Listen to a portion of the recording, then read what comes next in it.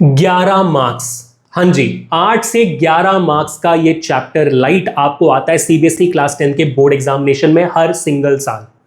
इस चैप्टर से आने वाले हर एक इंपॉर्टेंट टॉपिक, चाहे वो मिरर फॉर्मूला हो, रिफ्रैक्टिव इंडेक्स हो, या लेंस फॉर्मूला से रिलेटेड सवाल हो, या तो छोटे मोटे इजी सवाल हो, या सबसे ज्यादा डिफिकल्ट सवाल हो, हर एक टाइप का वेरिएशन मैंने इस सेशन में कराया हुआ है। And I can guarantee you this कि रिफ्रैक्टिव इंडेक्स के इतने वेरिएशन के सवाल आपको कहीं और नहीं मिलेंगे, इजीएस्ट से लेकर डिफिकल्ट तक। इसके बाहर आपको किसी भी टॉपिक में इस चैप्टर सवाल नहीं आ सकता है। या तो डिक्टो ये सेम आएंगे, या तो फिर इनके छोटे से हल्के से वेरिएशन आपको आ सकते हैं, नंबर बदल के वैसे टाइप्स, वरना आपको इसके बाहर सवाल नहीं मिलेंगे बच्चों। So this is Abhishek, master teacher of science on this amazing channel. तो make sure that you are liking, sharing and subscribing to this video, and let's get this started. Notebook pen निकाल दो क्योंकि न्यूमेरिकल्स की भंडार मिलने वाली है आपको। Let's get started. हाँ जी, तो भाई साहब 11 मार्क्स कैसे कमाने हैं, है ना, समझना बहुत जरूरी है। तो लाइट चैप्टर शुरू करते हैं। बाकी सारे सेशंस में देखा होगा कि भाई मैंने 10 सवाल करवाए हैं, लेकिन यहाँ पर मैं 15 सवाल करा रहा हूँ क्योंकि लाइट चैप्टर बहुत बड़ी है और रिफ्लेक्शन रिफ्रैक्शन दोनों टॉपिक्स इसमें हैं। तो I didn't wanted to lose any question that could come in your examination. I am not doing it for you guys, है ना, मेरे को बिल्कुल नहीं चाहता था ये। तो I really want you guys to focus on this session very carefully बच्चों, बहुत मजा आएगा। और मैं कोशिश करूंगा कि इसको 30 से 40 मिनट्स के अंदर करूं, क्योंकि सवाल हो सकते हैं कुछ बड़े हों कुछ छोटे हों, है ना, बट कॉन्सेप्ट उसके पीछे का मैं पूरा बताते हुए आपको चलूंगा एज यूजुअल, है ना। तो please make sure that you are watching this video till the end. हर सवाल जरूर को नोट करके जाना, अगर आप भगा कर भी करना चाहते हो तो सवाल सारे नोट करके जाना, यही आपको डिट्टो को डिट्टो आपके पेपर में आपको मिल जाएंगे 20 तारीख के एग्जामिनेशन में। शुरू करते हैं। हाँ जी, तो पहला सवाल सबको दिख रहा होगा, बहुत ही सिंपल सा। मैं शुरुआत बहुत सिंपल तरीके से कर रहा हूँ, बेसिक क्वेश्चन से कर रहा हूँ जो आपके एग्जामिनेशंस में आते हैं। आई डोंट वांट टू पहला सवाल में ही कि भाई डरा दूं आपको, जो सबसे सिंपल सवाल आते हैं वो भी मैं करवा रहा हूँ आपको, है ना। So the first simple question which comes in the board examination is list 4 characteristics of the images form by the plane mirror. Plane mirror जो होती है उसका जो इमेज फॉर्मेशन होता है, उसकी इमेज प्रॉपर्टीज क्या क्या होती है आप जानते हो। बहुत बहुत सिंपल टॉपिक है ये। अगर मेरे सामने मैंने यहाँ पर एक प्लेन मिरर रख दिया है ना, अगर मैंने एक प्लेन मिरर यहाँ पर रख दिया है और अगर हम प्लेन मिरर के सामने यहाँ पर खड़े हो जाते हैं, आप लोग सबको जवाब जो है चैट में स्पैम करना है और कमेंट सेक्शन में स्पैम करना है। अगर ये मैं हूँ अगर मैं यहाँ पर ये हूँ और अगर मेरा इमेज यहाँ पर बन रहा है, ठीक है, मिरर के पीछे अगर बन रहा है, तो मेरी प्रॉपर्टीज क्या क्या होंगी इसमें हमें एकदम सही तरीके से याद होना चाहिए। नंबर 1 ऑफ कोर्स यही होगा कि भाई मेरी जो इमेज होगी वो मिरर के पीछे बन रही है, तो ऑफ कोर्स क्या होगी भाई, ऑफ कोर्स वो वर्चुअल होगी, तो इसको हमें नोट डाउन करना है। नंबर 2 क्या होगा, क्योंकि ये वर्चुअल इमेज और आप देखोगे कि इमेज सीधी खड़ी हुई है, उल्टी नहीं है, तो ये इरेक्ट इमेज है, तो ये नंबर 2 यहां पर हो गया। बहुत सिंपल सवाल। नंबर 3 अगर हम बात करेंगे तो भाई ऑब्जेक्ट की डिस्टेंस मिरर से और इमेज की डिस्टेंस मिरर से वो दोनों सेम होती है, so your object distance is actually equal to the image distance from the mirror. Absolutely correct. दूसरा अगर आप देखोगे जो ऑब्जेक्ट की हाइट होगी वही इमेज की हाइट भी होगी, so that becomes the fourth property कि भाई मेरा ऑब्जेक्ट का जो हाइट है वो इमेज के हाइट से इक्वल हो जाता है। और सबसे इंपॉर्टेंट जो 5वीं प्रॉपर्टी होती है वो क्या होती है बेटा, वो होती है लैटरल इन्वर्जन, यानी कि भाई मेरा जो राइट होगा वो आपके मिरर में लेफ्ट होगा और मेरा जो लेफ्ट होगा वो आपके मिरर में राइट होगा, है ना। तो lateral inversion is a very very important part of this जवाब, और लैटरल इन्वर्जन अगर आप नहीं लिखते हो तो मार्क्स तो आपको मिल जाएंगे, बट क्या कहते हैं, एग्जामिनर को आपका पेपर चेक करते वक्त वो स्वाद नहीं आएगा। तो दैट इज प्रीटी इंपॉर्टेंट कि आपको स्वाद आना चाहिए कि नहीं, आपको आना चाहिए ना। आप अगर साइन करो किसी बच्चे का लैटरल इन्वर्जन नहीं लिखा यार, वर्चुअल इरेक्ट लेकर छोड़ दिया, तो मजा नहीं आता ना आपको, इसलिए बहुत इंपॉर्टेंट है। So this is a very simple question to start with. Let's move on to another very simple question which is state the 2 laws of reflection of light. हाँ जी, यूट्यूब पर आपको बहुत सारे जगहों पर गलत गलत चीजें बोल के भी डराया जाता है कि बहुत डिफिकल्ट सवाल आते हैं। कुछ सवाल होते हैं डिफिकल्ट, वो भी मैं आज में कराऊंगा आपको कि भाई एक टॉपिक से सबसे ज्यादा डिफिकल्ट सवाल किस लेवल तक का हो सकता है लाइट चैप्टर में, आपको मैं दिखाऊंगा। बट मेरा कर्तव्य ये भी बनता है कि मैं आपको बताऊं कि सबसे इजी सवाल भी कौन से आते हैं। सो ये जो है state the 2 laws of reflection of light, ये पिछले साल का बोर्ड एग्जामिनेशन सवाल है, आपके सीनियर्स को आया था। और वैसे ही स्टेट लॉस ऑफ रिफ्रैक्शन भी आया हुआ है। So I am pretty sure you all know what is the law of reflection in a very clear understanding कि भाई ये आपका मिरर है, अगर मान लेते हैं, और अगर मैंने यहाँ पर एक नॉर्मल बना दी है, ये हमारा नॉर्मल है, तो वी ऑल नो कि जो इंसिडेंट रे होगी जो रिफ्लेक्टेड रे होगी, ये रिफ्लेक्टेड रे है, ये इंसिडेंट रे है, और ये जो नॉर्मल है, all the three of them will lie on the same plane. ये आपका पहला लॉ बन जाता है। दूसरा लॉ क्या कहता है? The angle of incidence which is the angle between the incident ray and the normal and your angle of reflection, the angle between the reflected ray and the normal, both of them are absolutely equal to each other. ये आपका पिछले साल का 8th grade का सवाल 10th grade में आया हुआ। कितना आसान है ना? I hope you guys got the idea. Second सवाल बहुत ज्यादा सिंपल। आगे बढ़ते हैं to the third question. Now this is what I categorise as one of the competency based questions people. तो कृपया करके नोट डाउन करिए। मुझे ये सवाल बहुत ज्यादा प्यारा लगता है। मुझे पता नहीं कि बाकी दीदी भैया ने आपको पढ़ाया कि नहीं है, बट फोकस हियर, बहुत मजा आएगा। It's a very interesting question. ठीक है, so the question says AB and CD two spherical mirrors. ये यहाँ पर आपको AB दिख रहा होगा यहाँ पर आपको AB दिख रहा होगा और CD दिख रहा होगा। ये दोनों के दोनों मिरर है। अब आपको जल्दी से पहचानना है कि भाई ये कौन कौन से मिरर है। ये AB कौन सा मिरर है बेटा? आप देखकर पहचानिए। ये आपका है कॉन्वेक्स मिरर। आप देख सकते हो कि जो इसका फ्लेक्स्ड आउट पार्ट है वो रिफ्लेक्टिंग है, पीछे साइड में डॉट लगी हुई है तो वो नॉन रिफ्लेक्टिंग है, तो इस साइड से रिफ्लेक्शन होती है। अब वैसे अगर मैं यहां पर देखूंगा तो ये मिरर कौन सा है? ये देखो, ये केव वाला पार्ट है, गुफा बना रहा है, तो ये आपका कॉनकेव मिरर हो जाता है। तो ये आइडिया होना चाहिए कि भाई आपका जो AB है वो कॉन्वेक्स मिरर है और CD जो है वो कॉनकेव मिरर है। ठीक है, अब आगे क्या पूछा हुआ है देखो यहां पर ध्यान से। From parts of a hollow spherical ball with its centre at O, it's if arc AB is equal to 1/2 arc CD, if arc AB, अगर ये जो आर्क है वो CD का आधा है, ठीक है, arc AB is equal to half of this CD arc, what is the ratio of their focal length? तो इनके फोकल लेंथ का क्या रेशियो होगा? मुझे हंसी इस बात से आ रही है कि कभी कभी इतना घुमा फिरा कर सवाल जो होता है ना बहुत सिंपल हो जाता है। तो if you would have noticed it very clearly कि भाई ये दोनों के दोनों जो मिरर्स हैं उन दोनों का जो स्पीयर है वो सेम है। तो स्पीयर सेम होने के कारण इन दोनों का सेंटर ऑफ कर्वेचर जो ये C है वो सेम है, तो इनका जो रेडियस ऑफ कर्वेचर होगा वो भी सेम होगा। और हम जानते हैं कि भाई रन टू फार, ये अभिषेक सर का मैंने आपको बताया हुआ है इजी तरीका याद रखने का, रेडियस ऑफ कर्वेचर और आपके फोकल लेंथ के बीच में जो रिलेशन उसको याद रखना, वरना बहुत सारे बच्चे R=F/2 कर देते। नहीं, रन टू फार याद रखना। तो radius of curvature focal length का ट्वाइस होता है, यानी उसके आधे पे फोकल लेंथ होगा, है ना, सिंपल सी बात। तो भाई जब दोनों का फोकल लेंथ आधा आधा है तो उसका रेशियो निकालेंगे तो 1:1 ही आएगा ना, समझ रहे हो ना? दोनों का फोकल लेंथ सेम है, both have the same focal length, तो hence their ratio should be cancelled out and 1:1 बनना चाहिए। तो इतना सिंपल सवाल था जिसको बहुत कॉम्प्लिकेट करके कॉम्पिटेंसी के लेवल पे आपको पूछा जा रहा है CBSE बोर्ड्स में। So you don't have to worry. सवाल देखने में शायद डिफिकल्ट लगे लेकिन जवाब उसका बहुत सिंपल होगा। ठीक है, अब state which of the two mirrors will always form virtual image of an object placed in front of it and why. हमेशा कौन सा मिरर आपको वर्चुअल इमेज ही देगा, कोई और नहीं, आप जानते हो वो आपका प्यारा सा कॉन्वेक्स मिरर होगा which will always give you a virtual image, क्योंकि कॉनकेव मिरर आपको रियल वर्चुअल दोनों दे सकता है ना। परफेक्ट, चलिए अब आगे बढ़ते हैं to the next question for all of you guys. Here we go. जैसे मैंने बताया आपको कि मैंने सारे चैप्टर्स में अब तक सारे सेशंस बाकी जो मैंने करवाए हुए हैं, जिसका प्लेलिस्ट डिस्क्रिप्शन में है 10 गारंटीड क्वेश्चंस वाला, उनमें मैंने 10 क्वेश्चंस कराए, लेकिन ये लाइट चैप्टर्स में 15 करवा रहा हूं मैं। बहुत इंपॉर्टेंट सवाल है, प्लीज मेक श्योर कि you watching the video till the end बेटा। और अब तक मजा आ रहा है तो make sure hit the like button, share this, subscribe to the channel. Let's go forward and also thank you so much कि हमने 7 दिन के अंदर 10,000 की फैमिली बना दी है guys. Now that is, I don't know how can I thank you guys. I don't know in what way मैं आपको अपना प्यार और दे सकता हूँ, कैसे मैं आपका और रेस्पेक्ट कर सकता हूँ, कैसे मैं आपको और थैंक यू बोल सकता हूँ। I have no idea about it. Thank you so much, so much for doing this. Thank you so much. आगे बढ़ते हैं। ड्रॉ रे diagrams for the following cases when a ray of light. Diagram based question बहुत important है, मैंने बताया हुआ आपको, इसलिए मैंने डायग्राम बेस्ड क्वेश्चन का एक बहुत ही इंपॉर्टेंट सवाल यहाँ पर डाला हुआ है जिसमें मल्टीपल डायग्राम्स को बनाने हैं। ये जो सिमिलर सवाल आपको इंडिविजुअल डायग्राम्स के लिए भी 1 या 2 मार्क्स के लिए आपको आ सकते हैं, so don't have to worry about it.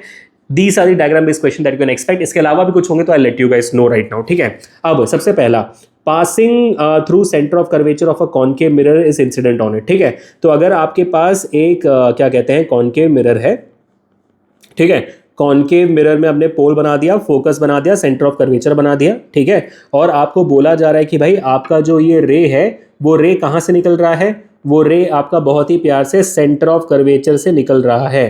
तो अगर आपका रे सेंटर ऑफ कर्वेचर से निकल रहा है तो फिर क्या होगा, लाइट रे रिट्रेस कर जाएगी सेम पाथ बैकवर्ड, लाइट रे दोबारा उसी रास्ते वापस चले जाएगी उसके साथ कोई और डिविएशन नहीं होगी। आप जानते हो, बहुत ही सिंपल सवाल है, ठीक है। अब यहाँ पर आपको एग्जामिनेशन में भी पूछ सकता है कि इसका रीजन क्या है, तो आप क्या बोलोगे, क्योंकि लाइट रे सेंटर ऑफ कर्वेचर से होती हुई आ रही है, सेंटर से आ रही है, तो फिर वो रेडियस का काम करता है, और रेडियस का जो लाइन होता है हमेशा सरफेस पे 90 डिग्री पे पड़ता है। तो आपका नॉर्मल बनाओगा इस पॉइंट पे, तो नॉर्मल भी वैसे की वैसी बनेगी। तो नॉर्मल और इंसिडेंट रे दोनों एक साथ चिपक चुके हैं, तो एंगल ऑफ इंसिडेंस यहाँ पर क्या हो जाएगा, एंगल ऑफ इंसिडेंस 0 डिग्री हो जाएगी, तो एंगल आर भी 0 डिग्री हो जाएगा। बहुत सारे बच्चे इसको उल्टा समझते हैं कि एंगल ऑफ इंसिडेंस यहाँ पे 90 डिग्री है, बिल्कुल नहीं। इंसिडेंट रे और नॉर्मल के बीच में जो एंगल है उसको हम एंगल ऑफ इंसिडेंस कहते हैं। नॉर्मल भी सेंटर से पास होती है, परपेंडिकुलर लाइन, क्योंकि भाई रेडियस की जो लाइन होती है सर्कल से सेंटर की तरफ, वो हमेशा परपेंडिकुलर होती है उस सरफेस, उस पॉइंट पे अगर मैं टेंजेंट बना दूं तो वहां पर वो, जैसे ये सर्कल है मेरा, इस सर्कल में मैंने इस पॉइंट को रखा, ये सेंटर है, अगर मैं यहां पर टेंजेंट बना दूं तो जो लाइन जुड़ेगी वो रेडियस ही होगी और वो परपेंडिकुलर होगी इस पॉइंट से, है ना। तो you need to remember this कि angle i is equal to 0 and angle r will also be equal to 0। चलिए आगे बढ़ते हैं, सेकेंड डायग्राम की तरफ आगे बढ़ते हैं। Parallel to principal axis incident on convex mirror, convex mirror की बारी। और ये जो पैरेलल टू प्रिंसिपल एक्सिस वाला जो सवाल अभी आप कर रहे हो, ये मैंने नोटिस किया हुआ है कि भाई बहुत बार बोर्ड एग्जामिनेशन में आ चुका है, बहुत बार। तो special shout out to this question. तो ये आपका पोल हो गया, ये फोकस हो गया, ये सेंटर ऑफ कर्वेचर हो गया। कृपया करके कॉन्वेक्स मिरर के सामने कोई भी फोकस सेंटर ऑफ कर्वेचर मत लिखिएगा। पहले मैं ही एग्जामिनर होता तो आपको पूरा मार्क्स कर देता। हमेशा जो कॉन्वेक्स मिरर की चीजें होंगी पीछे की तरफ होगी, सामने नहीं। अब अगर एक लाइट रे इस पे पड़ रही है सीधी पैरेलल टू प्रिंसिपल एक्सिस, तो क्या होगा, ये डाइवर्ज आउट हो जाएगी, लेकिन इसको प्रोजेक्ट बैक करेंगे तो वो फोकस के थ्रू निकलेगा, है ना। It will appear to pass through the focus, हमें यही लिखना है, कुछ और नहीं, ठीक है। बात खत्म, बस डायग्राम कंप्लीट हो गया। अब आगे बढ़ते हैं to the next third diagram जो आपके लिए आता है, क्या है भाई, is passing through the focus of a concave mirror incident on it. अब focus of a concave mirror से पास हो रही है, तो अगर मैं बनाता हूं कॉनकेव मिरर अगेन प्यारा सा, तो आप देखोगे यहां पर ये पोल हो गया, ये फोकस, ये हमारा सेंटर ऑफ कर्वेचर हमने बना दिया। अब कुछ चीजें जो आपको ध्यान देनी है कोई भी रे डायग्राम पे सवाल में, कि भाई लाइन आपने मार दी और ये पूरा डायग्राम आप स्केल से बनाओगे। मैं तो रफ डायग्राम बना रहा हूं, लेकिन आप स्केल से बनाओगे। आपको स्केल रखने की जरूरत नहीं, यानी कि focal length 10 centimetre, centre of curvature 10 centimetre, ऐसा कुछ करने की जरूरत नहीं, वो सब आप रफ कर सकते हो। और जितना हो सके सर्कल को कंपास से मारिएगा लेंस के लिए या तो मिरर के लिए, क्योंकि वो ज्यादा अच्छा इंप्रेशन देता है। नहीं है वक्त आपके पास तो आप रफ कर सकते हो, but please carry your compass for your science examination for sure, ठीक है। बहुत काम आता है, let me tell you that honestly. Focus के थ्रू अगर लाइट रे पास होती है तो फिर क्या होता है, वो पैरेलल बन जाता है जब वो कॉनकेव मिरर से पास होती है। अब अगर आप एरो मार्क नहीं डालोगे आपके रे डायग्राम्स में तो आपको पूरे मार्क्स नहीं दिए जाएंगे। You have to make sure कि डायग्राम बना रहे हो, डॉटेड लाइंस बना रहे हो, सारे पार्ट्स लिख रहे हो, pole, focus, centre of curvature name कर रहे हो, फिर लाइट रे पास कर रहे हो और पास करते वक्त एरो मार्क्स बना रहे हो। पूरा डायग्राम पेंसिल से बनेगा, कोई भी पार्ट यहाँ पर पेन से नहीं बनेगा।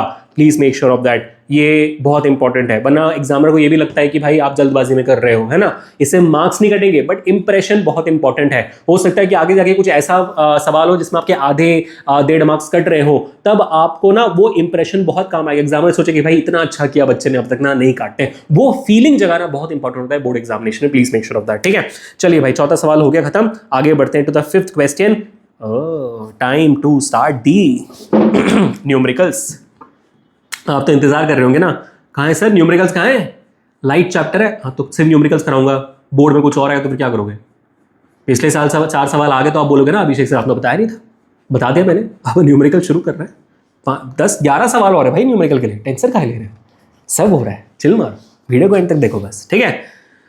बहुत प्यारा सवाल, very interesting question, again to be termed as a part of competency. देखो यार, नोट्स में दे रहा हूं आपको टेलीग्राम चैनल पे, हमारा लिंक मैंने डिस्क्रिप्शन में डाल दिया, please make sure that you join. Competency जहां जहां लिखा हुआ है उस पर स्पेशल ध्यान देना, क्योंकि 50% कॉम्पिटेंसी इस साल हो रही है ना। चलो अब यहाँ पे ध्यान से देखो, बहुत इंटरेस्टिंग सवाल है। The linear magnification produce by a spherical mirror is +3, magnification +3 है। आपको ये वैल्यू दिखने के बाद सारी चीज समझ में आ जानी चाहिए। जिनको नहीं समझ में आया है दीदी भैया से पढ़ना बंद करो, ठीक है, बहुत बहुत इंपॉर्टेंट। बेचारे अच्छे अच्छे टीचर्स पीछे हो जा रहे हैं, ठीक है, पीछे हो जा रहे हैं गलत तरीके से, इसलिए नहीं क्योंकि खराब पढ़ा रहे हो, इसलिए क्योंकि गलत चीजों को मोटिवेशन ज्यादा मिल रहा है। Anyhow, anyhow let's come back to the whole point. तो यहाँ पर जो आपको +3 मिली हुई है, ये जो +3 है इसका मतलब क्या होता है, लीनियर मैग्निफिकेशन +3 का मतलब क्या होता है, that is crucially important to understand. ठीक है, तो अगर मैं देखूंगा ये जो साइन होता है बेटा, हमेशा समझना मैग्निफिकेशन का जो साइन होता है वो आपको ये बताता है कि आपका इमेज जो है वो रियल है या वर्चुअल है। तो भाई अगर आपकी वैल्यू नेगेटिव होती है तो ये रियल इमेज होगा, और अगर ये वैल्यू पॉजिटिव होती है तो वर्चुअल इमेज होगा। अब ये जो वैल्यू होती है 3, ये जो वैल्यू होती है वो क्या बताती है, यानी कि जो वैल्यू होती है वो आपको बताती है बहुत सिंपल तरीके से साइज ऑफ द इमेज। ठीक है, तो अगर आपकी ये जो वैल्यू है ग्रेटर देन 1 है तो ये एनलार्ज्ड इमेज है, और अगर ये वैल्यू लेस देन 1 है तो ये डिमिनिश्ड इमेज है, और अगर ये इक्वल टू 1 है तो ये सेम साइज वाली इमेज है।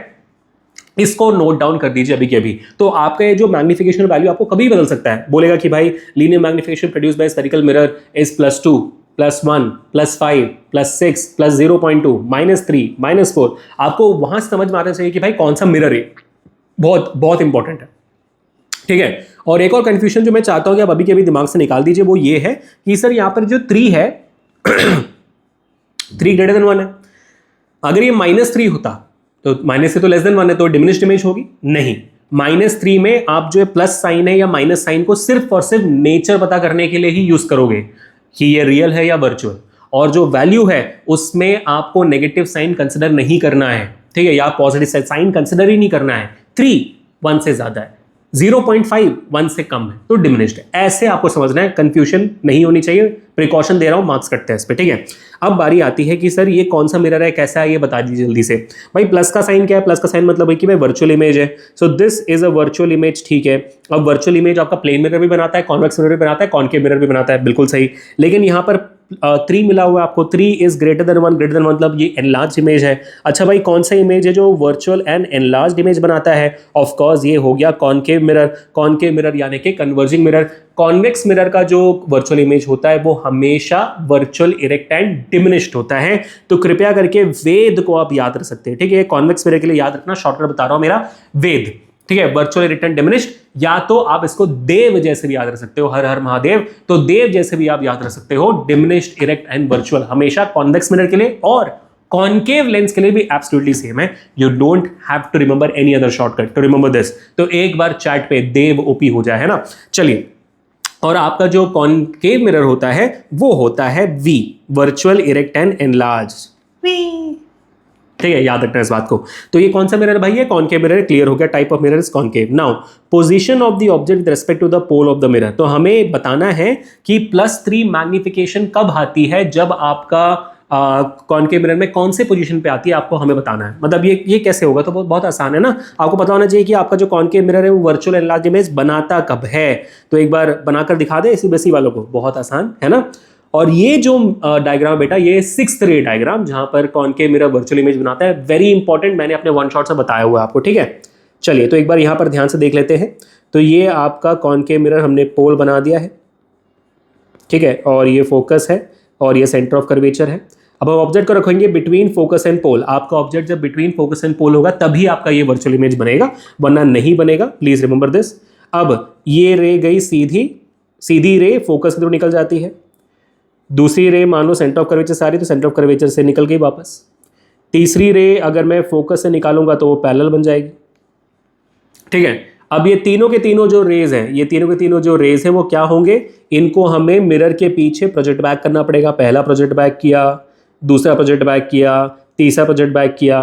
क्यों तीनों को तीनों प्रोजेक्ट बैक किया हमने, क्योंकि आपका जो क्या कहते हैं कॉनकेव मिरर है, इस पोजीशन में आप देखोगे रेस जो सामने की तरफ है वो इंटरसेक्ट नहीं कर रहे हैं। ये तीनों के तीनों रेस देखिए, ये इधर को जा रहा है, ये इधर को जा रहा है, ये इधर को जा रहा है, तीनों के तीनों रेस एक दूसरे से इंटरसेक्ट नहीं कर रही, और जहां इंटरसेक्ट करता है वहीं पर हमें इमेज मिलती है। तो मिरर के पीछे यहां पर इंटरसेक्शन हो रहा है, तो इमेज आपकी पीछे बन रही है वर्चुअल, इरेक्ट एंड एनलार्ज। तो ये डायग्राम बनाना बहुत ज्यादा जरूरी है आपके बोर्ड एग्जामिनेशंस में। ठीक है बेटा, बात समझ में आ गई। चलिए आप आगे बढ़ते हैं, कुछ छूट तो नहीं गया, डायग्राम बना दिया, चलो ठीक है। अब 6th question coming on your screen, here we go. Another beautiful question guys, I think you should definitely focus here, बहुत बहुत important. A student wants to obtain an erect image of a candle flame. Erect image बनाना, और हर erect image, please note it down, virtual होता है। तो virtual image बनानी है, तीनों मिरर बना सकता है, प्लेन, कॉन्वेक्स, कॉनकेव। तो आगे वाले सवाल, आगे का जो पार्ट होगा इस सवाल का, वो आपको हिंट और देगा। जैसे यूजिंग अ कॉनकेव मिरर, बता दिया सीधा बता, हिंट भी नहीं सीधा बता और फोकल लेंथ 15 सेंटीमीटर। तो मुझे बनाना है एक इरेक्ट इमेज, फोकल लेंथ है 15 सेंटीमीटर का। तो मेरा ऑब्जेक्ट कहां होना चाहिए? ऑफ कोर्स फोकल लेंथ और पोल के बीच में होना चाहिए, तो 15 सेंटीमीटर से कम के डिस्टेंस में मेरा ऑब्जेक्ट को रखा जाना चाहिए, ठीक है। What should be the range of distance of the candle flame from the mirror? Of course अभी हमने बता दिया कि भाई डिस्टेंस जो है आपका, जो फोकल लेंथ होना चाहिए वो लेस देन 15 सेंटीमीटर, और सॉरी फोकल लेंथ बोल रहा हूं मैं, ठीक है, सॉरी, हाँ, आपका जो फोकल लेंथ है वो इक्वल टू 15 सेंटीमीटर है, तो आपका जो ऑब्जेक्ट डिस्टेंस है वो लेस देन 15 सेंटीमीटर होना चाहिए, तभी जाकर बात बनेगी, वरना बात नहीं बनेगी। क्योंकि अगर इक्वल टू ही फोकल लेंथ हो गया, the object is on the focus, your image is found at the infinity, that is not possible, ठीक है। चलिए अब आगे बढ़ते हैं। State the nature and size of the image. हमें पता है इसमें क्या बनेगा भाई, वर्चुअल इरेक्टेंगल एनलार्ज्ड, याद कर लिया हमने, ठीक है। Draw ray diagram to show the image formation, this case image exactly आपके ऐसे बनेगा जो हमने अभी कुछ देर पहले बनाया भी था। ये जो इमेज हमने बनाया एग्जैक्टली आपकी इमेज ऐसे बनेगी कि फोकस और पोल के बीच में हमने इमेज को रख दिया है, और आपका क्या कहते हैं, एक रे सीधी जा रही है, फोकस के थ्रू निकलेगी, दूसरी रे फोकस के थ्रू जा रही है, पैरेलल हो जाएगी, तीसरी रे सेंटर ऑफ कर्वेचर जा रही है, सेंटर ऑफ कर्वेचर निकल जाएगी, और तीनों के तीनों मिरर के पीछे जाकर इंटरसेक्ट कर देंगे। एग्जैक्टली यही सेम इमेज बनेगी, कोई कंफ्यूजन आपको यहां पर नहीं होना चाहिए, ठीक है। Done, sorted. चलिए अब आगे बढ़ते हैं टू द नेक्स्ट क्वेश्चन। तो अभी आपने देखा कि अभी हमने जो ये 6th क्वेश्चन किया, जो ये 5th क्वेश्चन किया, जो हमारा ये 4th क्वेश्चन किया, ये 4, 5 और 6 आपके डायग्राम बेस्ड सवाल थे। तो ऐसे डायग्राम बेस्ड सवाल आपको आते हैं, और पहले मैंने आपको इसके पहले जो पहला, दूसरा और तीसरा सवाल था वो बेसिक क्वेश्चंस था, जो आपको लाइट चैप्टर से 1 मार्क 2 मार्क के लिए पूछ लिया जाता है। अगर आपका सेट अच्छा है, आपका लक अच्छा है, तो आपको पेपर मिल जाएगा and you will be able to do very great job. अब हम बच्चों जाने वाले हैं हार्ड सवालों की तरफ, जो सीबीएसई पूछता है। लेकिन ये जो हार्डनेस है, डिफिकल्टी लेवल है इस सवाल की, वो सब्जेक्टिव है। अगर आपने अपना प्रिपरेशन अच्छे से किया हुआ है तो फिर ये सारे सवाल आपको बहुत ईजी लगेंगे, अगर नहीं किया हुआ है तो नोट कर देना सारे सवाल, ठीक है। चलो अब आगे बढ़ते हैं बच्चों। नेक्स्ट सवाल आपके सामने ये रहा, पहला न्यूमेरिकल आज के सेशन का, बहुत मजा आने वाला है, प्लीज नोट इट डाउन।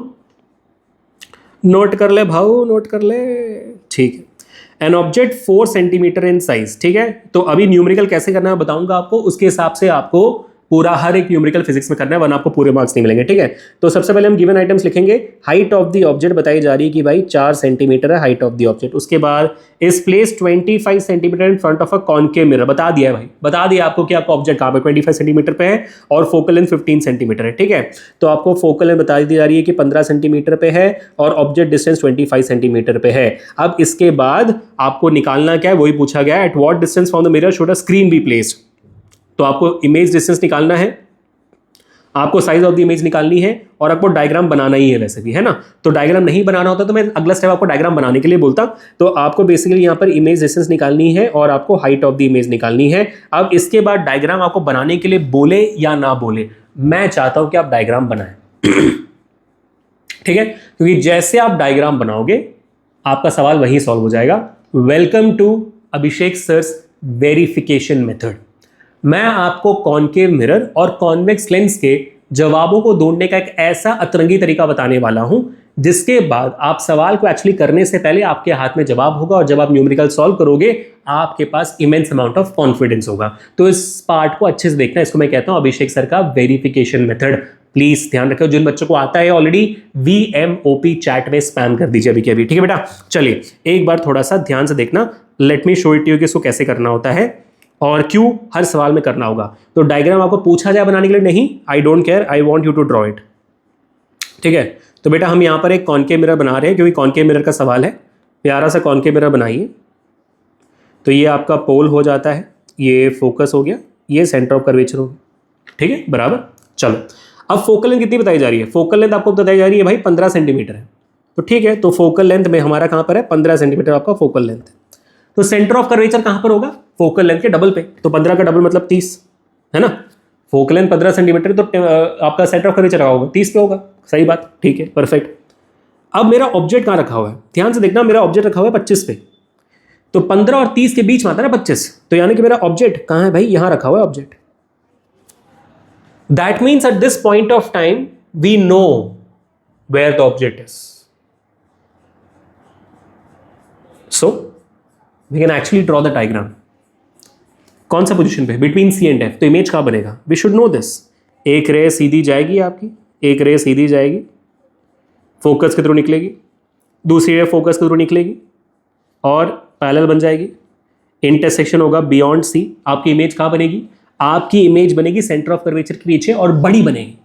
तो इससे मुझे क्या समझ में आया? इससे मुझे यह समझ में आया कि भाई सबसे पहले मेरा जो इमेज डिस्टेंस है उसकी वैल्यू 30 से ज्यादा होगी, क्योंकि सेंटर ऑफ कर्वेचर के पीछे बनी है ना, 30 से ज्यादा होगी, 30 से ज्यादा होगी। और v की वैल्यू नेगेटिव होगी। क्यों? रियल इमेज है, मिरर के सामने नेगेटिव है। मेरी हाइट ऑफ द इमेज मेरे हाइट ऑफ द ऑब्जेक्ट से ज्यादा होगी, जो कितनी बताई गई थी? जो बताई जा रही है 4 सेंटीमीटर, उससे ज्यादा हो। कैसे पता? भाई इमेज बड़ी बन रही है तो बड़ी हो यार। और हाइट ऑफ द इमेज मेरी क्या होगी? नेगेटिव होगी। क्यों? इन्वर्टेड इमेजेस है। ये सारा डेटा हमें पता चल जाता है अभिषेक सर के वेरिफिकेशन मेथड से। एक बार चैट में वीएमओपी हो जाए तो कॉनकेव मिरर में जैसे आप ये कर रहे हो एग्जैक्टली वैसे ही कॉन्वेक्स लेंस के लिए भी आप कर सकते हो। वो सवाल भी हम करेंगे, but you should know about this. तो 95% क्वेश्चंस आप इस ट्रिक से कर सकते हो, आपको जवाब पता होगा। अब इसके बाद जब आप मैथमेटिक्स करोगे आपके लिए चुटकियों हो जाएगा ना, आप कॉन्फिडेंट रहोगे। क्यों? क्योंकि कैलकुलेशन मिस्टेक हो भी क्या तो समझ में आ गया कि भाई 30 जवाब तो आना चाहिए, नेगेटिव तो आना चाहिए, ये पता हो गया। ठीक है, चलो अब आते हैं और सवाल को करते हैं सॉल्व। आ जाओ बबुआ। ठीक है, अब तो देखो इतनी ज़्यादा मस्त मज़ा आएगा ना आपको। चलो ठीक है, ध्यान शुरू करें। यार इन कलर से मज़ा नहीं आ रहा है कुछ। और हाँ अब आए ना बात, ये कलर हमको चाहिए था। कहाँ गया यार? यस, हमको तुमसे प्यार कितना। चल करें, ठीक है। तो भाई अब इसके बाद क्या लिखोगे आप? अब इसके बाद आप लिखोगे नंबर 1, मस्त कलर ना, आई नो। ठीक है, फिर लिखोगे फॉर्मूला। नहीं लिखोगे तो नहीं मिलेगी पूरी जवाब। ठीक है, बहुत इंपॉर्टेंट है।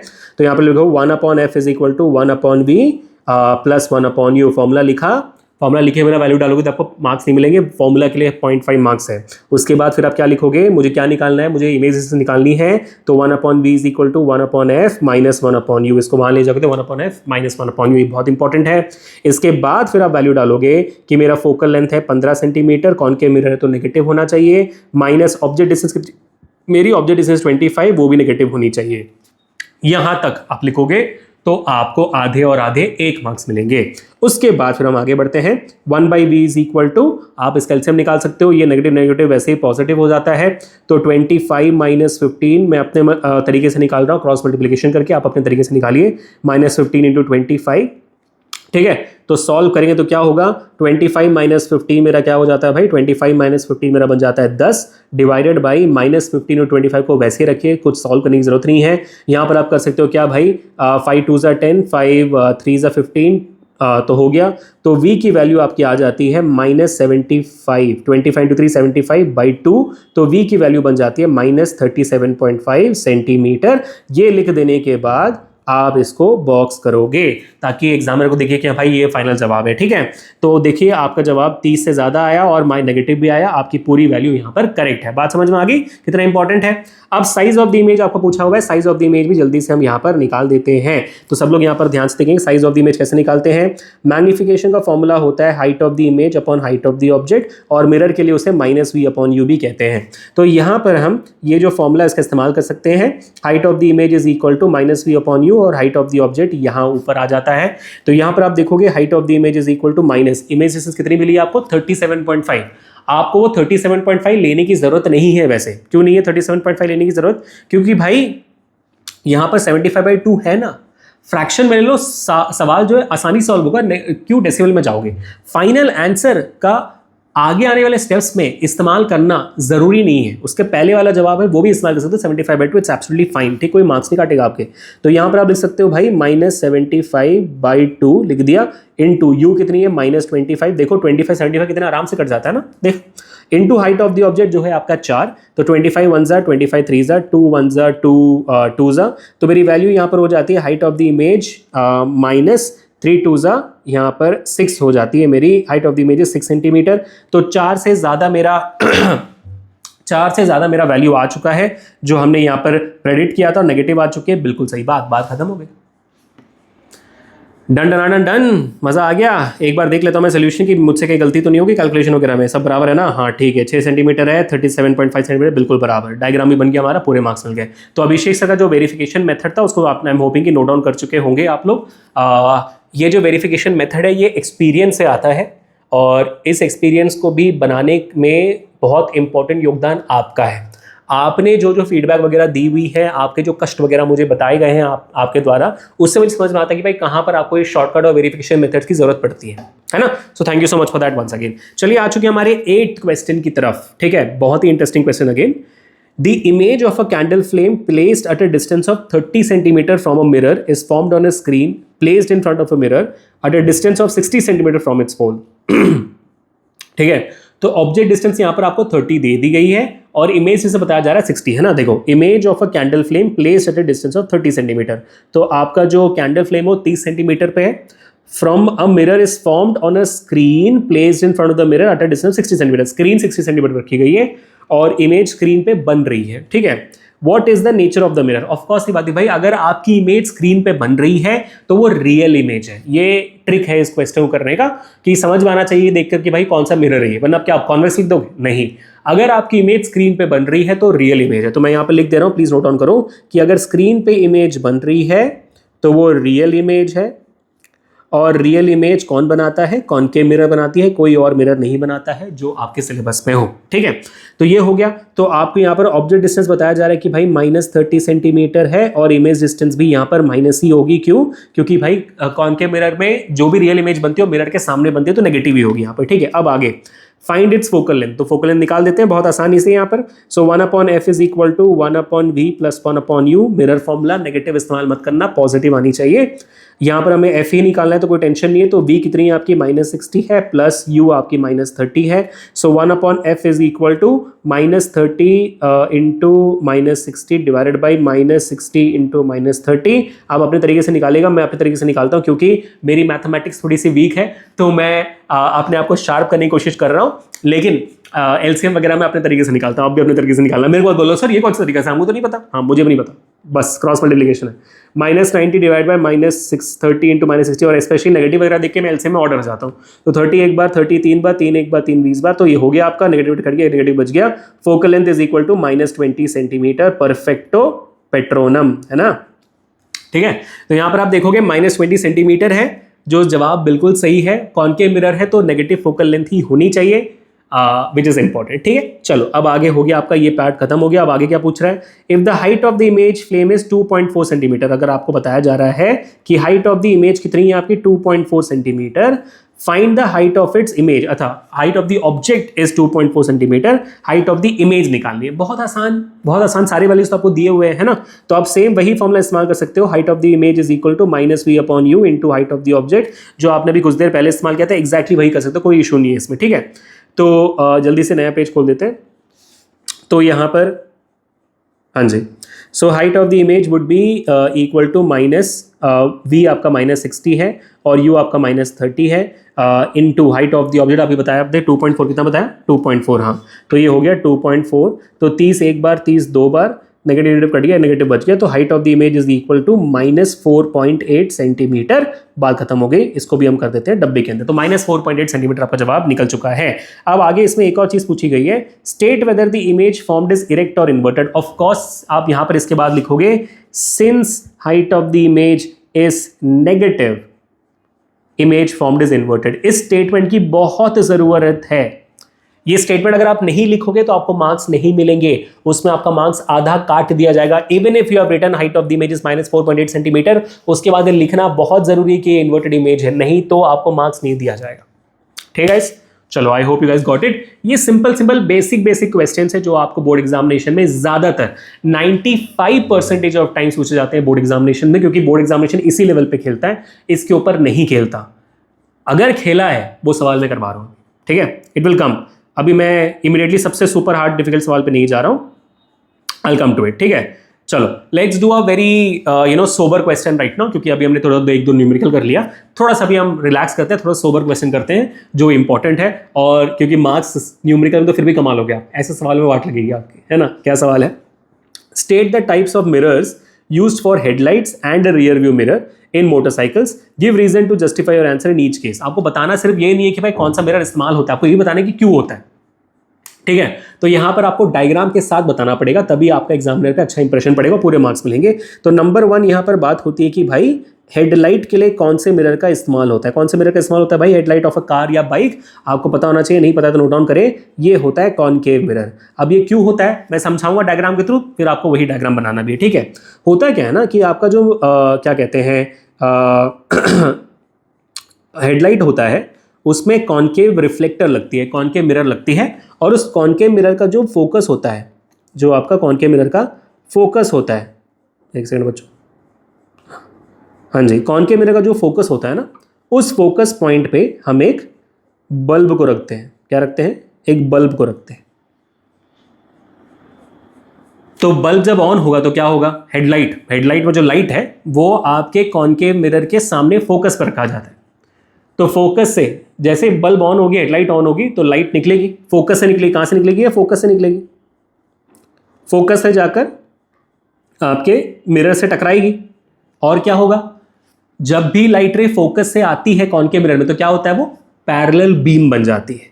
तो वो लाइट रे सारी की सारी पैरेलल रोड पे पैरेलल बीम की तरह पड़ती है, ताकि आपको रोड क्लियरली दिखता है, लाइट रे स्प्रेड नहीं होती, या तो कन्वर्ज नहीं होती है, सीधा सीधा पूरा पूरा रोड आपको दिखता है उस दो हेडलाइट से। इसलिए हेडलाइट ऑफ द कार में कॉनकेव मिरर का इस्तेमाल होता है। समझे? ठीक है। अब बारी आती है दूसरे चीज की, जो है even more interesting, rear view mirror. तो आपका ये जो रियर व्यू मिरर है, इसमें कौन सा रियर व्यू मिरर, मतलब जो साइड के मिरर्स होते हैं ना कार में या बाइक में, वो कौन किससे बनते हैं? ये तो you know it very clearly, ये तो हमारा बनता है, मोस्ट फेमस है, कॉन्वेक्स मिरर है, ठीक है। अब कॉन्वेक्स मिरर का इस्तेमाल क्यों होता है? ये this also you know, this is a famous question, so you know this. Side view mirror of A car, chat में स्पैम भी हो रहा होगा, क्योंकि sir wider field of vision, absolutely correct. तो जब ये कॉन्वेक्स मिरर होती है ना, तो कॉन्वेक्स मिरर में क्या होता है कि भाई जो रोशनी, जो भी चीज़ मतलब यहाँ पर हो या मतलब यहाँ पर हो, मतलब ऐसे जो भी बहुत बहुत दूर में भी हो ना, वो सब कुछ रिफ्लेक्ट करके आपके आंखों में ऐसे प्यार से आपकी आंखों तक पहुंच जाते हैं। अगर मान लो अगर आपकी आंखें यहाँ पर है, तो आपकी आंखों तक पहुंच जाती है वो, जहां इसको, क्योंकि उसका फील्ड ऑफ विजन बड़ा है, क्योंकि उसका शेप डाइवर्जिंग है, तो उसका पूरा वाइडर फील्ड ऑफ विजन है। अगर वो छोटा होता है ऐसे, तो उसका फील्ड ऑफ विजन पिद्दी सा होता है इतना, लेकिन क्योंकि अभी वो ऐसा है, तो उसका फील्ड ऑफ विजन इतना है। तो वाइडर फील्ड ऑफ विजन की वजह से हम कॉन्वेक्स मिरर का इस्तेमाल करते हैं, ताकि हमें पीछे का पूरा जो रोड है वो हमें छोटे से हमारे इस व्यू पे मिरर पे दिख जाए। क्योंकि अगर प्लेन मिरर होगा, तो प्लेन मिरर में ऑब्जेक्ट का साइज और इमेज का साइज सेम होता है, तो पीछे ट्रक आ रही होगी तो मेरे को पीछे कुछ और दिखेगा नहीं। और कॉनकेव मिरर में एक पॉइंट के बाद ही आपको वर्चुअल इमेज मिलती है, उसके पहले सारी की सारी इन्वर्टेड इमेजेस होती है। तो पीछे से ट्रक आ रही है, ट्रक मुझे उल्टे आते दिखाई देगी, ट्रक ऐसे उल्टे, चुड़ैल ट्रक आ रही है हवा में उल्टे, फिर आप बोलते ओ स्त्री का लाना, है ना। ठीक है, I hope you guys got the idea guys, very very important. Diagram साथ बनाओगे पूरे मार्क्स मिलेंगे, आई hope you guys got it. चलिए अब आ रही आती है क्वेश्चन नंबर 10 की, and one of the easiest question for you guys, है ना। आप लोगों तो ये आप चुटकी भर में कर लेते होंगे, क्योंकि सवाल तो है रिफ्रैक्टिव इंडेक्स का ना बच्चों। यार रिफ्रैक्टिव इंडेक्स इतना लल्लू सवाल है ना, इतना बुड़बक है ये, मुझे पता नहीं आप डर क्यों जा रहे हो उससे। अब रिफ्रैक्टिव इंडेक्स के जितने भी वैरायटी ऑफ सवाल आते हैं ना आपको बोर्ड एग्जामिनेशन में, वो सारे करवा रहा हूं मैं भी आपको, इजीएस्ट से लेकर मोस्ट डिफिकल्ट तक सारे करवाऊंगा। आप बस ध्यान से देखो और बताओ मुझे मजा आता है कि नहीं। ठीक है, देखना ध्यान से। The absolute refractive index of glass and water are 4/3 and 3/2। जैसा लिखा है एग्जैक्टली वैसे नोट डाउन करो कि भाई absolute refractive index of glass, तो refractive index of glass is equal to 4/3, refractive index of water is equal to 3/2। Note down कर लिया respectively. If the speed of light in glass is 2 into 10 power 8 meters per second, calculate the speed of light in vacuum water. Vacuum में तो आपको पता करने की जरूरत भी नहीं है ना, पता नहीं सीबीएसई क्यों किस बेसिस से आपसे पूछ रहा है कि पता करो क्यों क्यों क्यों पता करें? नहीं पता क्या 3 into 10 पर 8 होती है, बट पता करना है, ठीक है। अभी सीबीएसई बोल रहा है तो कर लेते हैं, बेचारा प्यार का मारा कर लेते हैं ब्रो। दूसरा कलर निकालते हैं यार, हाँ क्या बात है, ठीक है अब मजा आएगा। और तो वैक्यूम कैसे निकालोगे आप? देखो ये देखो आपके पास यार, हाँ आपके पास देखो एनजी भी दी गई है, वीजी भी दी गई है। आपके पास फॉर्मूला है रिफ्रैक्टिव इंडेक्स का, एब्सोल्यूट रिफ्रैक्टिव इंडेक्स का फॉर्मूला कि refractive index of any medium is equal to the speed of light in vacuum upon the speed of light in that particular medium। तो आपके पास एनजी भी है, V G भी, सी निकल सकता है। तो आपने लिख दिया सी को लेफ्ट हैंड साइड पे, एनजी इंटू वीजी हो गया। अब आप मल्टीप्लाई करोगे तो एनजी आपका है 4/3 इंटू वीजी आपका है 2 इंटू 10⁸। तो यहाँ पर कितना हो गया? 4 2 8 हो गया। तो सी इज इक्वल टू, सही कर रहा हूँ ना मैं? हाँ ठीक है। तो 4 2 8 हो गया, 8/3 इंटू 10⁸। तो सी इज इक्वल टू 8/3 अगर आप करोगे तो हो जाएगा 3 2 और बच जाता है 20। 2.6 की गलत क्यों हो रहा है?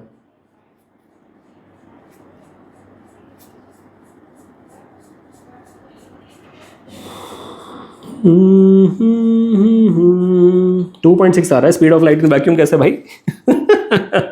3 2 6 बचा 20। हाँ जो आ रहा है वो आ रहा है, हम क्या कर सकते हैं ना बच्चों। 2.6 इंटू 10⁸ मीटर पर सेकंड आ रहा है, आना तो चाहिए था 3। सवाल में कुछ गलती तो नहीं है। Absolute refractive index of glass is 4/3 given to us. Glass is 4/3, ठीक है, हमने ग्लास ही लिया है 4/3। Speed of light in glass is 2 into 10⁸, ठीक है। स्पीड ऑफ लाइट भी यहाँ पर हमने 2.8 लिया हुआ है बराबर। ग्लास हाँ 2.8 लिया हुआ है, ठीक है। वैक्यूम एंड वाटर, हाँ ठीक है, कुछ नहीं कर सकते भाई, 2.6 आ रहा है, nothing can be done. So 4 2 8, ठीक है। तो n g is 4/3 into 2 into 10⁸। So 4 2 8, ठीक है। और ये आपका 8/3 हो गया, 2.6 10⁸ मीटर पर सेकंड, ठीक है। There is nothing we can do about it. So 2.67 10⁸ metre per second हो गया। अब आपको पूछा जा रहा है कि भाई वाटर निकालिए, पानी में जो स्पीड ऑफ लाइट है वो भी निकाल दीजिए, वो भी बहुत आसान है, ठीक है। उसके लिए भी आप सेम फॉर्मूला इस्तेमाल करोगे। Number 2 is equal to speed of light in, so absolute refractive index of n g is equal to c upon v g, ठीक है। So v g will be equal to c upon n g. यहाँ पर speed of light in vacuum आपने बोल दिया 3 into 10⁸ है। आपको 2.67 वहाँ से इस्तेमाल करने की जरूरत बिल्कुल भी नहीं है, क्योंकि उसका भी जो राउंड ऑफ होगा 3 ही आएगा। तो there is nothing that they can cut marks off. 3 into 10⁸ divided by आपका यहाँ पर कितना बना था? रिफ्रैक्टिव इंडेक्स ऑफ वाटर आपका बना था 3/2। तो आपने इसको 3/2 कर दिया, 3 3 कट गई, 2 ऊपर चला गया। सो 2 इंटू 10⁸ मीटर्स पर सेकेंड आपका speed of light in water बन जाता है, ठीक है, वाटर बन जाता है। अब देखो यही प्रॉब्लम मेरे को हो रही है यहाँ पर। देखो आप, यहाँ मुझे लगता है कि क्वेश्चन कुछ ना कुछ गड़बड़ है यहाँ पर, अदरवाइज कुछ ना कुछ प्रॉब्लम ज़रूर होती, क्योंकि ग्लास का स्पीड 2 इंटू 10⁸ नहीं होता है, ये एक्चुअली पानी का स्पीड ऑफ है। तो यहाँ पर एक्चुअली जवाब आना चाहिए था 1.5 आना चाहिए था यहाँ पे, 1.5 टू 10⁸ मीटर पर सेकंड जो होती speed of light in glass, तब वो सही होती है ना। ये सवाल में मिस्टेक है, तब जाकर आपको यहाँ पर 3 इंटू 10⁸ आता, और यहाँ पर आपको वैल्यू पानी के लिए 2 इंटू 10⁸ सही जवाब है ना। तो आई थिंक क्वेश्चन यहाँ पर थोड़ा सा गलत दिया हुआ है, but regardless of the fact question के हिसाब से हमारा जवाब सही आया है। और क्वेश्चन अगर 1.5 भी होता तो फॉर्मूला सेम इस्तेमाल करना है, ठीक है बेटा। तो एब्सोल्यूट रिफ्रैक्टिव इंडेक्स का फॉर्मूला नोट डाउन कर दीजिएगा। Refractive index is equal to speed of light in vacuum upon speed of light in that particular medium. ये सबसे सिंपलेस्ट सवाल है जो आपको आ सकता है एब्सोल्यूट रिफ्रैक्टिव इंडेक्स से। अब इसके बाद अगर हम आगे बढ़ेंगे, we'll find another very important question. This also is extremely easy, but इसमें एक नया कॉन्सेप्ट है मैं चाहूंगा कि आप थोड़ा ध्यान से सुने, ठीक है, प्लीज ध्यान से सुनना, because this question also comes under competency. तो प्लीज ध्यान से सुनेगा, ठीक है। चलो ध्यान से देखो क्या बोला है। The absolute refractive index of glass and water are 1.5, 1.33। देखा, रिफ्रैक्टिव इंडेक्स 1.5 ग्लास का, वहां पर 4/3 दिया, वहां पर उल्टा दे दिया आपको। हाँ एग्जैक्टली, यहाँ पर उल्टा दे दिया आपको इस सवाल में ना। ग्लास का 4/3 दे दिया, वो पानी का होना चाहिए, और वाटर का होना चाहिए 3/2 जो 1.5, वाटर का होना चाहिए था 1.33 और ग्लास का होना चाहिए था 1.5। तो उल्टा दे दिया आपको वहाँ पर, मेरे समझ में आ गया था, इसलिए गलती हुई ना, इसलिए डाउट भी आ गया था कि भाई ये जवाब तो नहीं होना चाहिए, ठीक है। इतने साल से करवा रहा हूं सवाल, तो आई नो दिस, है ना। ओके, तो आप देखो यहाँ पर glass, refractive index of glass बताई जा रही है आपकी 1.5 है, और रिफ्रैक्टिव इंडेक्स ऑफ वाटर आपको बताई जा रही है 1.33 है, ठीक है। In which medium does the light travel faster, ये कैसे आप बताओगे? या आप कैसे बता सकते हो कि भाई सिर्फ रिफ्रैक्टिव इंडेक्स के थ्रू कि आपका लाइट किस मीडियम में सबसे ज्यादा तेज ट्रैवल कर रही है? तो एक सिंपल स्ट्रेट फॉरवर्ड बता देता हूं, इसको नोट डाउन कर लीजिएगा कि आपका जो रिफ्रैक्टिव इंडेक्स होता है बेटा, आपका जो रिफ्रैक्टिव इंडेक्स होता है वो directly proportional to optical density होती है, ठीक है, directly proportional to optical density होती है। ठीक है, सिंपल भाषा में कि रिफ्रैक्टिव इंडेक्स का फॉर्मूला क्या था अपना, n is equal to c upon v. यहाँ c तो आपका कांस्टेंट है ना, यहाँ पे c आपका कांस्टेंट है, तो n is inversely proportional to v। ठीक है, ये बात भी है, यानी कि जिस मीडियम में वेलोसिटी ज़्यादा होगी वहाँ पर रिफ्रैक्टिव इंडेक्स कम होगा, और जिस मीडियम में वेलोसिटी कम होगी वहाँ पर रिफ्रैक्टिव इंडेक्स ज़्यादा होगा। वेलोसिटी ज़्यादा किस मीडियम में होती है, रेयर मीडियम में, यानी कि कम डेंसिटी वाले में, और रिफ्रैक्टिव इंडेक्स कम किस में होती है, ज़्यादा डेंसिटी वाले में, यानी कि डेंसर मीडियम में, है ना। ये नॉलेज तो हमारे पास है। जहाँ ट्रैफिक जाम होगा वहाँ हमारी स्पीड कम हो जाएगी, जहाँ पर ट्रैफिक जाम नहीं होगा वहाँ पर हमारी अच्छी खासी स्पीड होगी। ये अंडरस्टैंडिंग हमारे अंदर है। तो उस बेसिस में आप यहाँ पर देख सकते हो कि रिफ्रैक्टिव इंडेक्स ज़्यादा मतलब वेलोसिटी कम, तो ये डेंसर मीडियम है।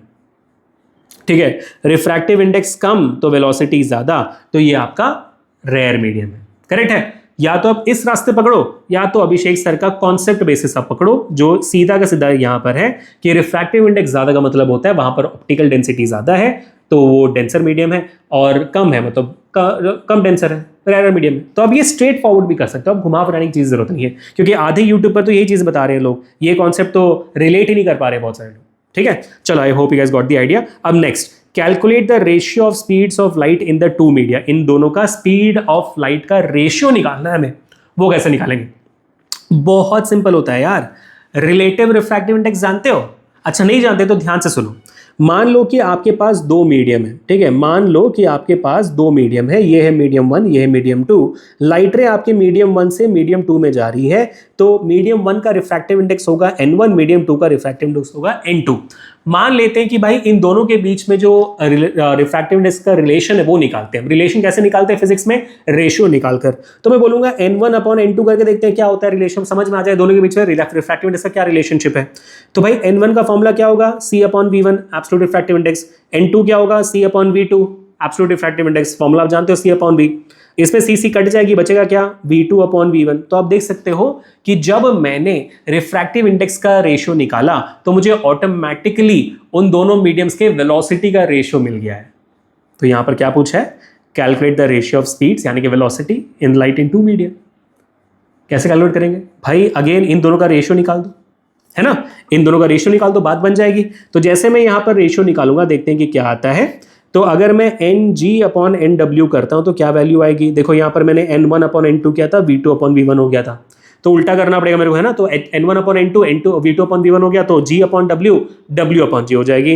तो vw upon v upon g का हमारे पास रेशियो आ जाएगा, और वो कितना आएगा, so vw upon vg will be equal to ng आपको दिया हुआ है 1.5, nw आपको दिया हुआ है 1.33, ये आपका रेशियो बन जाता है। कैलकुलेट करने की जरूरत नहीं, कैलकुलेट करोगे तो फिर रेशियो कैसे बनेगा, आपको रेशियो निकालनी है ना। बच्चा अगर यहां तक कर लेता है तभी आपको पूरे मार्क्स मिल जाते हैं, समझ आता है कि एग्जाम में कि भाई इतना तो बता आपको।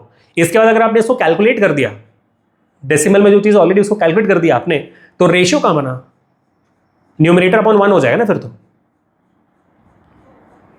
समझे।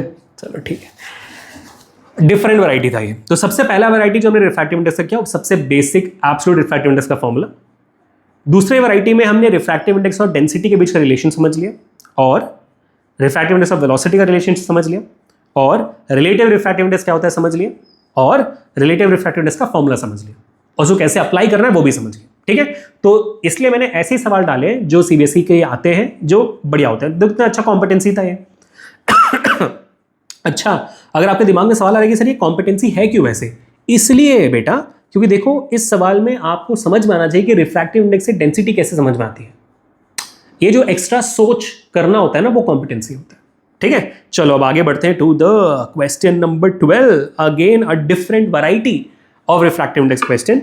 मतलब मेरे को बहुत मजा आ रहा है, I hope you guys are also enjoying. अगर मजा आ रहा है please do share this video, subscribe to this channel. जितना सपोर्ट आप शॉर्ट्स में हमें दे रहे हो उतना ही आप सपोर्ट इन वीडियोस में भी दीजिए, क्योंकि मैं बहुत मेहनत कर रहा हूँ 10 से 15 सालों में सबसे रिपीटेड सवाल आपके लिए लाने के लिए, और आई नो इसके बाहर नहीं आएगा, I can guarantee you this. चलिए, water has refractive index of 1.33 and alcohol has refractive index of 1.36। ठीक है, तो क्या बोल रहे हैं कि भाई हमारा जो पानी है NW बोला जा रहा है कि 1.33 है, बिल्कुल सही जवाब। और अल्कोहल भी है, अल्कोहल बोलते कान खड़े होते ना, alcohol 1.36। Which of the two media is optically denser? I just told you that right now. Now you should not have any confusion, है ना? Refractive index directly proportional to optical density. Correct? Same concept. I just told you right now. You know this. तो 1.36 ज़्यादा है, तो आपका density of alcohol is going to be greater than density of water. तो क्योंकि A is greater than NW, ये जवाब हो जाता है. आसान आसान, सब कुछ आसान हमारे साथ. ठीक है, आगे. Give reason for your answer. वही, क्योंकि रिफ्रैक्टिव इंडेक्स ज्यादा है. बात खत्म. Draw ray diagram to show the path of a ray of light passing obliquely from water to alcohol. बहुत बढ़िया, कितना प्यारा. This also can be considered as a competency question. तो मान लीजिए कि भाई आपके पास ये मीडियम है, और मीडियम 1 बोला जा रहा है कि भाई पानी है. तो ये आपका पानी आप मान लीजिए, और नीचे ये अल्कोहल है. आपको उसे सजाने की जरूरत नहीं, बस इतना लिख दो काफ़ी है. आप बस इसमें यहाँ पे नॉर्मल ऐड कर देना. नॉर्मल ऐड करना बहुत इंपॉर्टेंट है. अब आप बोल रहे हो कि भाई लाइट रे आ रही है, तो मैंने लाइट रे को यहाँ पर डाल दिया ऐसे. तो लाइट रे आ गई. कितना गंदा लाइट रे डाला मैंने यार. तो लाइट रे आ गई यहाँ पर. अब हमें बस ये पता होना चाहिए कि भाई लाइट रे जब आ जाती है ऐसे, तो पानी से अल्कोहल में जा रही है, फ्रॉम वाटर टू अल्कोहल. और हमें हमने प्रूव कर दिया कि भाई वाटर रेयर मीडियम है और अल्कोहल डेंसर मीडियम. अभी हमने प्रूव किया ना, क्योंकि refractive index of alcohol is 1.36, water is 1.33. So of course आपका जो क्या कहते हैं वो पानी है वो रेयर मीडियम हो गया. तो पानी आपका हो जाता है यहाँ पर रेयर मीडियम, और आपका अल्कोहल हो जाता है डेंसर मीडियम. तो when the light ray travels from a rare medium to a denser medium, Radha from Tamil Nadu, याद है ना अभिषेक सर का शॉर्टकट, राधा फ्रॉम तमिलनाडु. तो Radha from Tamil Nadu, TN, towards the normal. आपकी लाइट रे जो सीधी जानी चाहिए थी वो टूवर्ड्स द नॉर्मल बेंड हो जाएगी. ये है लिखना हमें, समझे? ये हो गया आपका diagram complete. Towards the normal bend. बस पूरा मार्क्स मिलेगा आपको. अब आखिरी क्या है? State the relationship between the angle of incidence and the angle of refraction. Beautiful question यार. क्या रिलेशनशिप है एंगल ऑफ इंसिडेंस और एंगल ऑफ रिफ्रैक्शन? यहाँ पर कितना अच्छा सवाल है यार ये, मतलब प्यार आ गया मेरे को इस सवाल पे. तो ये देखिए, ये एंगल ऑफ इंसिडेंस है यहाँ पर, ये आपका एंगल ऑफ इंसिडेंस है, और ये आपका एंगल ऑफ रिफ्रैक्शन है. ऑफ कोर्स यहाँ पर आप देख सकते हो कि angle of incidence is greater than the angle of refraction. ये हमेशा होगा whenever the light is bending towards the normal. अगर ये अवे फ्रॉम द नॉर्मल होता तो हमेशा angle i is less than angle r. ये आपको पता होता अगर आपने मेरा वन शॉट देखा होता यूट्यूब पे. Just search for light one shot by Abhishek sir. You will get hundreds of videos. अगर वो देखा होता तो मैं हर एक वन शॉट में पढ़ाता हूँ. आई नो दैट कि मल्टीपल टीचर्स यूट्यूब पर नहीं पढ़ाते इस चीज को. चलिए आगे बढ़ते हैं टू अनदर प्यारा सवाल. कितनी वैरायटी करा रहा हूं मैं रिफ्रैक्टिव इंडेक्स से, कितनी वैरायटी करा रहा हूं मैं आप लोगों को. ध्यान से देखो. थोड़ा सा छोटा. हाँ, ध्यान से देखो कितनी वैरायटी होगी भाई. इसके पिछले वैरायटी में हमने डायग्राम बेस्ड रिफ्रैक्टिव इंडेक्स समझ लिया. Now this question, I think what you're going to see is this question what you're going to see right now is the toughest question for refractive index. Toughest question. Watch this very carefully. ठीक है. Okay.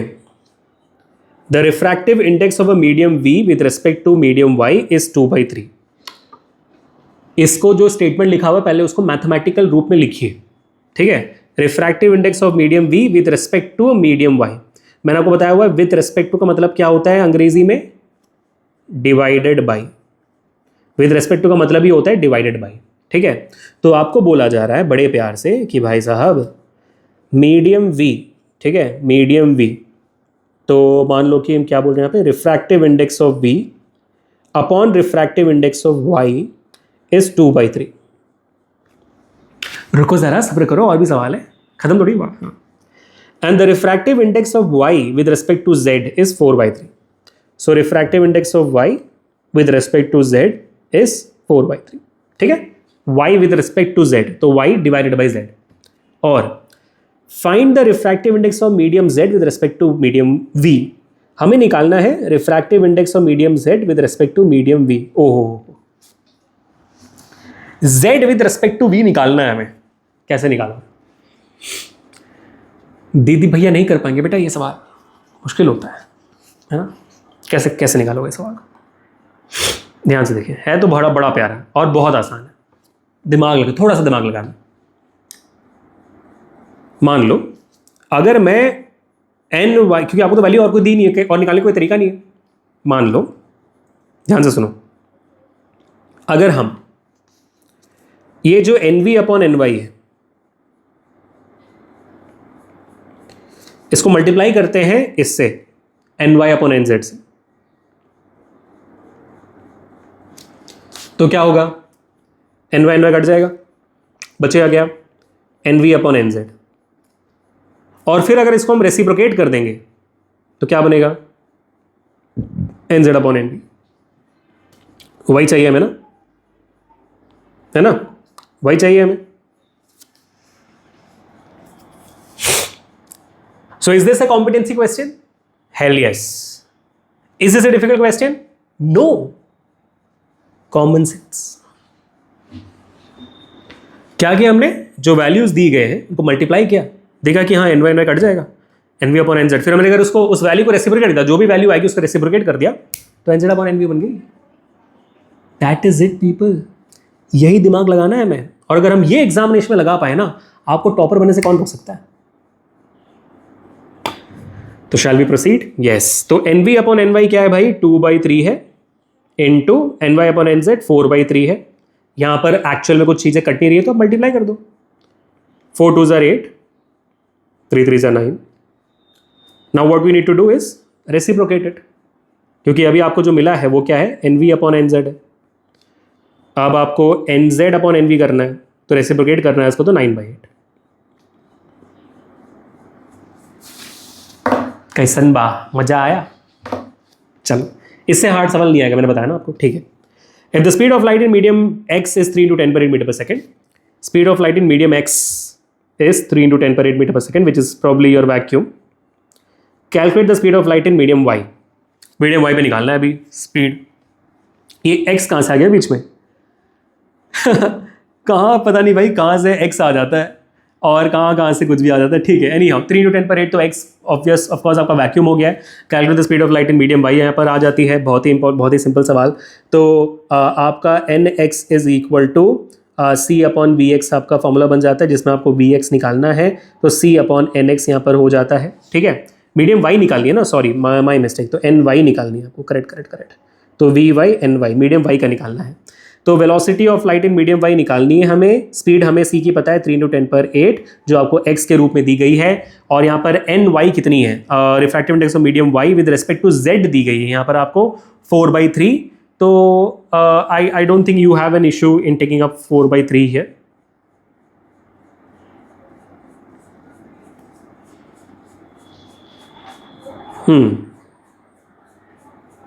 नहीं, I don't think you should have an issue. यहाँ पर आप 4/3 ले सकते हो, divided by 4/3, 3 ऊपर चल जाएगा, तो v y will be equal to 9/4, 9/4 will be 2.25 × 10⁸ metres per second. खत्म, ठीक है। तो ये हमें एन वाई कहाँ से मिली है, ये एन वाई अपॉन जेड था, वहाँ से हमने उसको उठा लिया, ठीक है। तो आई एम होपिंग कि this is how it straight forward it should be, should not go any one beyond. Yes, यहाँ पर 2 × 10⁸ आपको आ रहा है, p/2/3 लिया गया है। 2/3 कहाँ से आया, अच्छा ये लिया गया, ये कैसे क्यों लिया गया भाई, n v upon n y है ना यहाँ पे। तो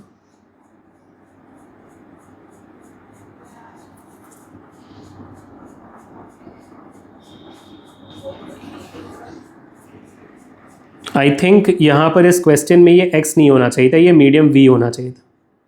यहाँ पर ये जो v लिखा हुआ ना, वही v यहाँ पर होना चाहिए था, तब जाकर आपका ये सही हो जाता है ना। तब हम यहाँ पर 2/3 ले लेते।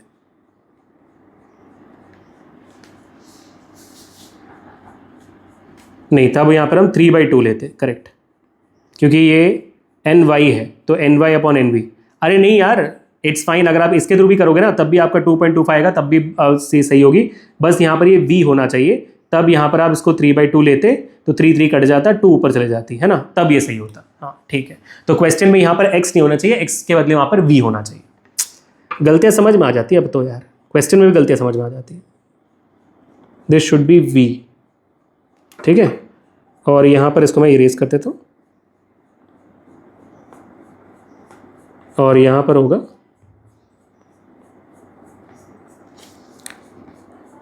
3/2। हाँ, 3 3 कट गया, 2 ऊपर चला गया।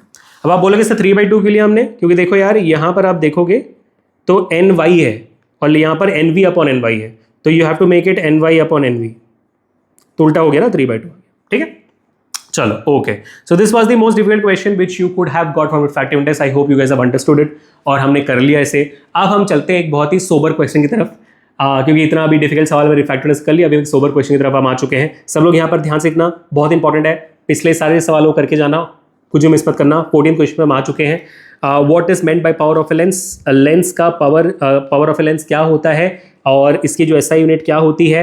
आई really want you guys to let me know in the comment section. ये आप लोगों के लिए आज का होमवर्क है, इसका पहला पार्ट, बहुत बहुत इंपॉर्टेंट। कमेंट सेक्शन में बताना along with the next chapter that you want. I am pretty sure कि नेक्स्ट चैप्टर आपको इलेक्ट्रिसिटी चाहिए होगा, या तो कुछ और चाहिए तो do let me no. Electricity आज मैं आपको दे रहा हूँ फॉर श्योर। इसके अलावा अगर आपको कोई और चैप्टर चाहिए केमिस्ट्री या बायो से, do let me know in the comment section, ठीक है। तो what is meant by power of a lens, right it SI unit, ये आपका काम है। अब आगे, a student uses a lens of focal length 40 centimetre, focal length आपको दी गई है 40 centimetre, and another of -20 centimetre, right the nature and power of each lens. बस इतना बताना, नेचर और पावर बतानी है। तो क्योंकि ये पॉजिटिव है, ऑफकोर्स ये कॉन्वेक्स होगा, कॉन्वेक्स लेंस की फोकल लेंथ पॉजिटिव होती है और कॉनकेव लेंस की फोकल लेंथ नेगेटिव होती है। फिर इसके बाद आपको पावर निकाल देना है, so power is equal to 1/f। आपको बस फोकल लेंथ यहाँ पर मीटर पे लेना है, वो गलती मत कर देना। या तो आप 1/0.4 करिए, या तो आप इसको 100/40 कर दीजिए, आपकी मर्जी है पूरी तरीके से। तो ये हो जाएगा अगेन 2.25 डायोप्टर्स, ठीक है। ये ऐसा यूनिट तो बता दिया मैंने। अब वैसे ही यहाँ पर p is equal to 1/f, तो ये हो जाएगा 100/-20, तो ये हो जाएगा आपका -5 डायोप्टर्स, ठीक है। डन पीपल, सब बढ़िया, मजा आ रहा है, ठीक है। Moving on to the last and the final question for today, and I really want everybody to pay close attention to this question, because this is the only question for lens have kept as a numerical. Because lenses के sense में convex lens से ही आपको numerical आते हैं, और अब mirror से आता है तो कॉनकेव मिरर से आता है, और कॉनकेव मिरर के हमने बहुत न्यूमेरिकल्स आज कर लिए हैं। हार्डली आपको कॉन्वेक्स मिरर का आएगा शायद, never know, but it's very rare. और कॉन्वेक्स लेंस का सवाल आपको ज़्यादातर आता है, तो कॉन्वेक्स लेंस का मैं सवाल करवा रहा हूँ आपको, तो please make sure that you are focusing here very carefully. The image of a candle flame placed at a distance of 40 centimetre from a spherical lens is formed on a screen placed on the other side of the lens at a distance of 40 centimetre. तो आप देखोगे आपका जो object distance है यहाँ पर वो भी 40 सेंटीमीटर है, इमेज डिस्टेंस भी 40 सेंटीमीटर है।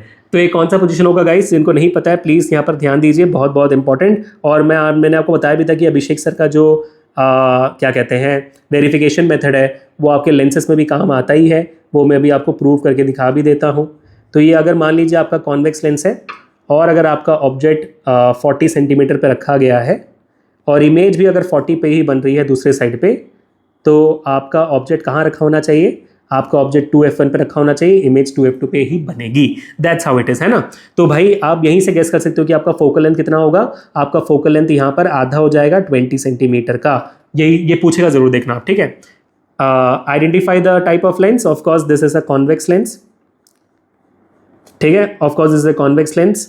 और focal length, right its focal length, focal length हमने निकाल दिया भाई, f = 20 सेंटीमीटर। आपको प्रूव नहीं करना है, फाइंड आउट नहीं करना है, आप सीधा ये लिख सकते हैं कि भाई क्योंकि आपका ऑब्जेक्ट 40 पे, इमेज भी 40 पे बना हुआ है, that means the object and image both are at 2f1 and 2f2, hence the focal length is r/2 20 centimetre. बात खत्म होगी, ठीक है।